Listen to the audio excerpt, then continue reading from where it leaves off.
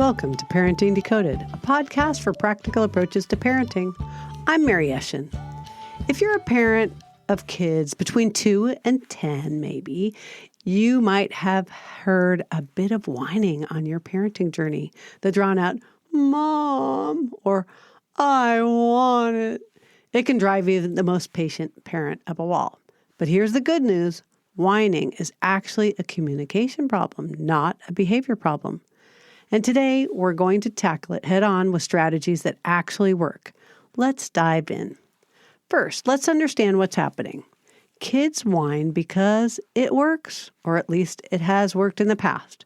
For younger kids, maybe ages 2 to 5, whining often happens because they lack the vocabulary or emotional regulation to express what they need.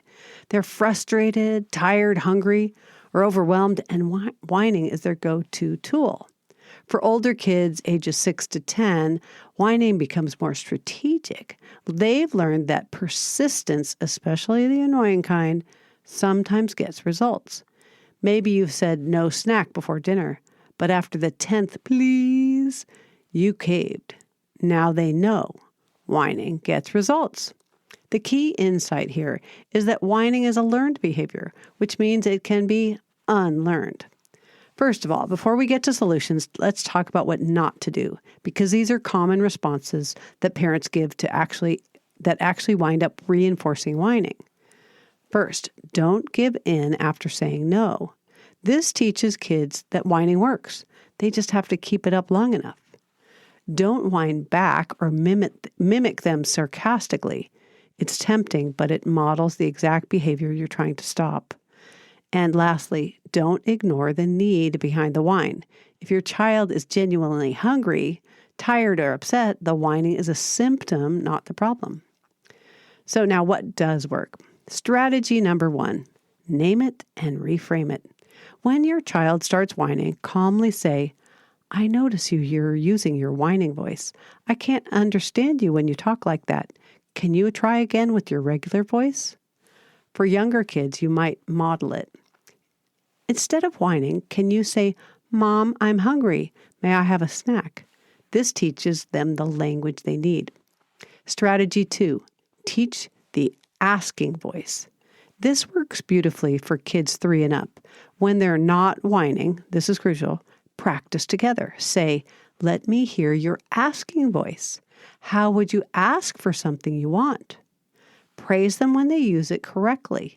Then, when whining happens, remind them, "Can you use your asking voice?"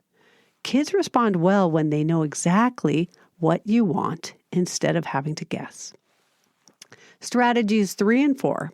The third one is the "I'll wait" technique.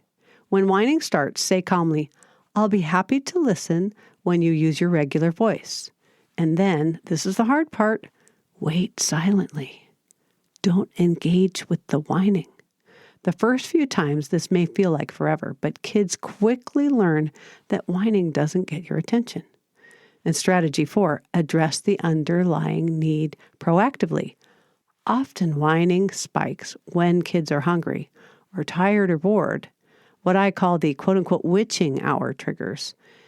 If you notice patterns, get ahead of them. Offer a snack before they melt down. Build in quiet time before overstimulation happens. A simple, "You seem frustrated. Do you need help?" can prevent whining before it starts. For older kids especially, sometimes whining signals that they need a break, some one-on-one time, or simply to be heard. Sometimes the solution isn't stopping the whining, it's addressing what's causing it. Here's the truth, though. Whining will get worse before it gets better. When you stop responding to whining, kids will often escalate. They're testing whether the old method still works. This is called an extinction burst in psychology. Stay consistent. If you give in during this phase, you've just taught them that they need to whine longer and louder. Get everyone on the same page, partners, grandparents, caregivers, spouses. If one person gives into whining, it undermines everyone's efforts. Remember, you are not trying to stop your child from expressing needs. You're teaching them a better way to do it through communication. Be patient with yourself and with them.